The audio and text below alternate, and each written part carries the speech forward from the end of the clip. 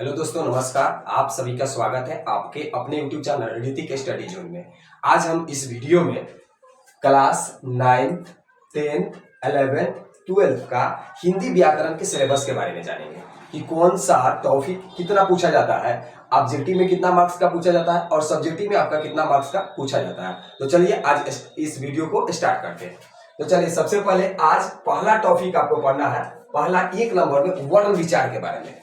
वर्ण विचार, जैसे वर्ण विचार में आपका वर्ण कितने प्रकार के होते हैं। वर्ण 2 प्रकार के होते हैं, स्वर वर्ण, व्यंजन वर्ण। स्वर वर्ण कितने प्रकार के होते हैं, ये सब के बारे में आपको पढ़ना है। इसके साथ ही साथ वर्ण विचार में ही आपको पढ़ना पड़ता है उच्चारण स्थान, जैसे प का उच्चारण स्थान क्या है, ट का उच्चारण स्थान क्या है, अ का उच्चारण स्थान क्या है। इस तरह से आपको पढ़ना रहता है। पहला के बारे में जान गए। और दूसरा आप चलेंगे शब्द विचार। शब्द किसे कहते हैं, शब्द कितने प्रकार के होते हैं, अर्थ के आधार पर शब्द कितने प्रकार के होते हैं, उत्पत्ति के आधार पर शब्द कितने प्रकार के होते हैं, उद्गम के आधार पर शब्द कितने प्रकार के होते हैं। इस तरह से आपको शब्द विचार में आपको जानेंगे। तीसरा आपका टॉपिक है संज्ञा। संज्ञा किसे कहते हैं, संज्ञा कितने प्रकार के होते हैं, तो आप जानते हैं कि संज्ञा 5 प्रकार के होते हैं। इस सब के बारे में आपका टॉपिक नंबर तीसरा में जानेंगे। ठीक है। चौथा में आपको क्या पढ़ना है, तो चौथा में पढ़ना है आपको लिंग के बारे में। लिंग कितने प्रकार के होते हैं, तो हिंदी व्याकरण में 2 प्रकार का होता है, एक होता है स्त्रीलिंग और दूसरा क्या होता है पुल्लिंग। उसके बारे में जानेंगे। उसके बाद आपका 5 नंबर में जानेंगे वचन के बारे में। वचन कितने प्रकार के होते हैं, एक वचन, द्विवचन, बहुवचन। आपकी इसके बारे में जानना है वचन 5 नंबर में। उसके बाद आपका छठा है कारक। कारक कितने प्रकार के होते हैं, कारक का चिन्ह के बारे में, जैसे कर्ता का चिन्ह क्या होता है, कर्म का चिन्ह क्या होता है, बहुत इंपॉर्टेंट है। इसे हर साल आपको एग्जाम में देखने को मिलता है। बोर्ड एग्जाम में जब भी एग्जाम देने जाइएगा, कारक से एकदम निश्चित है क्वेश्चन पूछवे करता है। उसके बाद आपका सर्वनाम के बारे में पढ़ेंगे। सर्वनाम कितने प्रकार के होते हैं, पुरुषवाचक सर्वनाम, निजवाचक सर्वनाम, अनिश्चयवाचक सर्वनाम। इसके बारे में आपको 7 नंबर में पढ़ना है। 8 में आपका कौन सा टॉपिक है, तो 8 में आपका है विशेषण। विशेषण के बारे में पढ़ना है। विशेषण कितने प्रकार के होते हैं, इसके बारे में पढ़ेंगे। उसके बाद 9 नंबर में आपको क्रिया पढ़ना है, क्रिया किसे कहते हैं। उसके बाद कर्म के आधार पर क्रिया कितने प्रकार के होते हैं, इसके आधार पर पढ़ा जाता है। उसके बाद इसी में क्रिया में पढ़ा जाता है क्रिया विशेषण। क्या, क्रिया में ही पढ़ा जाता है क्रिया विशेषण। क्रिया विशेषण किसे कहते हैं, यह भी आपका टॉपिक पढ़ना है, क्रिया विशेषण के बारे में। उसके बाद आपका काल। काल आपको इंग्लिश में क्या कहते हैं, टेंस कहते हैं, हिंदी में उसको क्या कहते हैं, काल के बारे में। भूतकाल, भविष्य काल, वर्तमान काल आपको यहाँ पढ़ना है।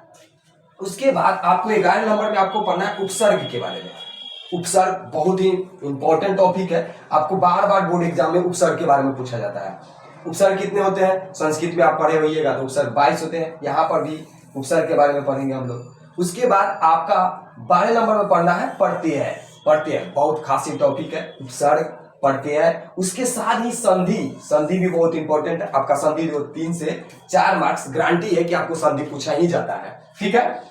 संधि के बाद आपको पढ़ना है समास। समास कितने होते हैं, तो समास 6 होते हैं। आपको अव्ययी भाव समास, तत्पुरुष समास, कर्मधारय समास, ये सब के बारे में आपको पढ़ना है 14 नंबर में। ठीक है।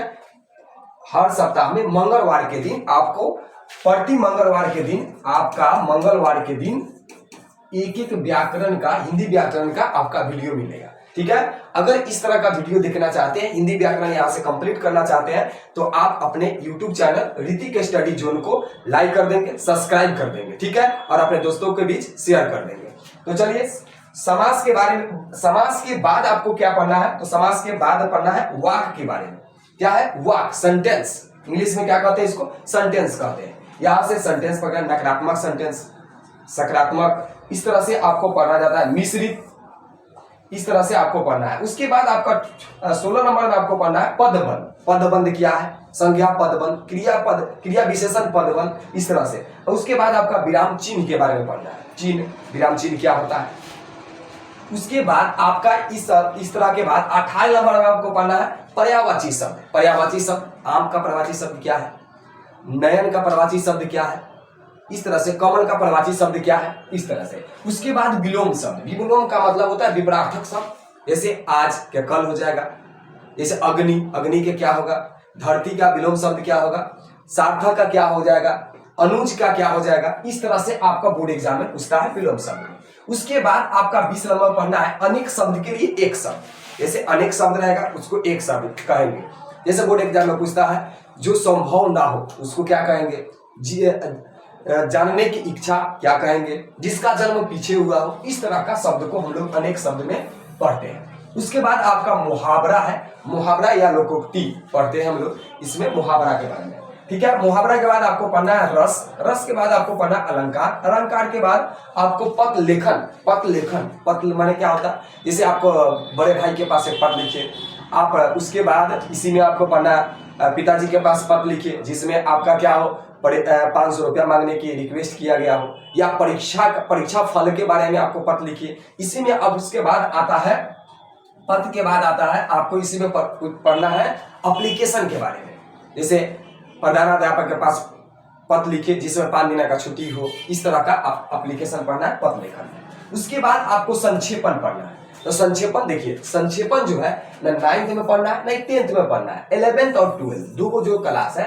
उसमें आपको संक्षेपण पढ़ने के लिए मिलता है। यहाँ से संक्षेपण जान लेंगे। संक्षेपण का मतलब क्या होता है, बड़े बड़े जो कहानी है, कहानी लेकर, निबंध लेकर उसको छोटा बना देना ही क्या कहलाता है, संक्षेपण कहलाता है। जब हम टॉपिक चालू करेंगे, जब आपको पढ़ाएंगे तो बहुत ही ज्यादा इसके विस्तार से आपको पढ़ा देंगे, इससे कोई दिक्कत नहीं है। आपको 12 क्लास में 11-12 में 4 मार्क्स के में पूछता है, कितने मार्क्स, 4 मार्क्स, यहाँ से आप कंप्लीट कर सकते हैं। सब्जेक्टिव क्वेश्चन है, ऑब्जेक्टिव नहीं। उसके बाद निबंध लेखन पढ़ेंगे। निबंध, निबंध का मतलब जैसे आपसे पूछता है होली पर 250 शब्दों में लिखे, उसके बाद पुस्तकालय पर लिखे, मेरे प्रिय कवि पर लिखे, इस तरह के आपको पढ़ना है।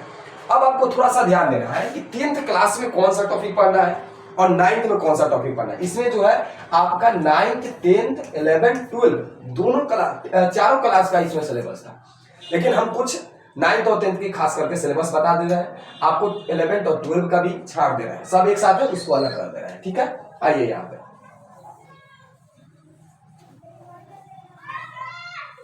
तो देखिए आपका जो है 9th 10th में ये 9th और 10th 11th 12 ये सब पूछा जाता है, ये सब पूछा है, वचन कारक ये सब पढ़ना है आपको। 9th 10th तक यहाँ सब पढ़ना है।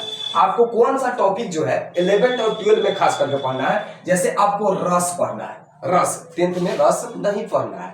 ठीक है, उसके साथ अलंकार, अलंकार भी 9th और 10th में नहीं पढ़ना है, 11th 12 में आपसे पूछा जाता है रस के बारे में और अलंकार के बारे में। ठीक है, उसके साथ साथ ही संक्षेपण, यह 3 को टॉपिक जो है आपको खास करके किसमें पूछा जाता है, 11th और 12 में पूछा जाता है। उसके साथ ही साथ पदबंध से कभी काल आपका वॉलीपुर 10th में अभी तक ले पूछा गया है, 12 और 11 12 में कभी कभी पूछा जाता है, लेकिन खासकर 10th में बहुत ज्यादा पूछा जाता है।